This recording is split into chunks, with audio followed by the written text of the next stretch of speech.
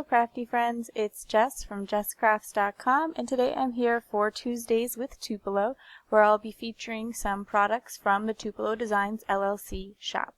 In my design team package, I got the Altenew Crsip Inks in the 1x1 sets, where there's 4 in a set, and they're meant for layering, where you would have perfectly coordinated layers of the stamps or of the inks, so that, for instance, when you were using one of their flower sets, like the Vintage Roses flower set, which I'll be using today, you will already have perfectly coordinated inks just by using the 4 colors that come together.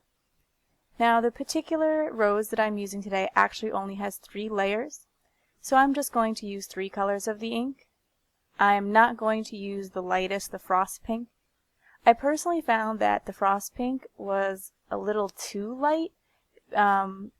It was hard to notice because I had stamped the frost pink on the flowers on the other side of that paper when I was testing it out before I started filming, and you can hardly even see the pink on camera. So it shows you it's a really light color. And I had talked a little bit about stamping with these inks before and how I got a lot of mixed results with the solid stamping.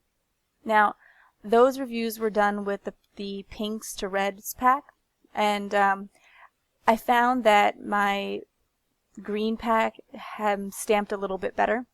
I got a little bit better solid images with that, so I don't know entirely what's going on. I just, again, I'm just trying to present as much information as possible. Now, I did find that one way to address the stamping issues with the solid stamps was to swipe my ink pad across the stamp first and then tap.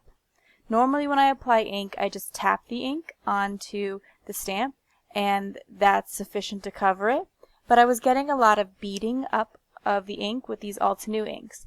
So I found that if I swiped and made sure there was kind of an overall layer of ink on and then tapped, because you wouldn't want to just swipe because that would leave those swipe marks on your stamp and you would see it in your image unless you were going for that.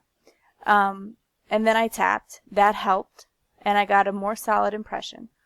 Also, with these, I was finding that if I worked more quickly, I was getting better impressions. The longer you leave the ink just sitting on the stamp, the more it beads up.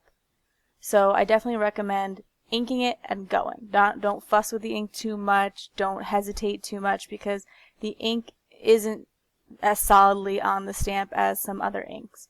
And so you're going to just get better results if you work a little bit more quickly.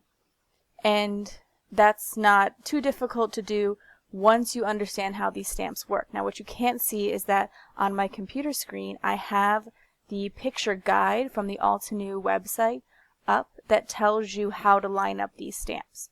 So I definitely recommend practicing with these stamps a little bit to figure out how they all layer together. And that's why I'm doing a number of them at one time, and I'm going to fussy cut them out, because I'm kind of learning as I go to figure out the best way to stamp these and to follow that guide. And I found that in the end I liked a couple of my roses better than others. So if you were going to stamp directly onto your project, then I would just suggest doing a few practice sheets first just so that you can get the placement right. But that guide on the Altenew website is super helpful.